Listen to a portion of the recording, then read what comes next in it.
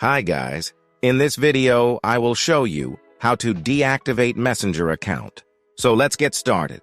First open the Messenger application.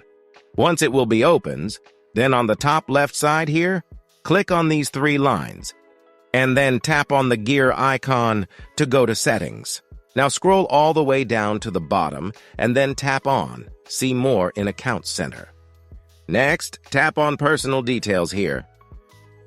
Next, go to Account Ownership and Control. And here you can find the option Deactivation or Deletion. Tap on it. Next, select the Facebook account associated with your Messenger account. Now here, select Deactivate Account, and then tap on Continue. Now enter your password, and then tap on Continue. Then select the reason why you deactivate your account, like I selected the first one, and then tap on Continue. Next, tap on Deactivate My Account.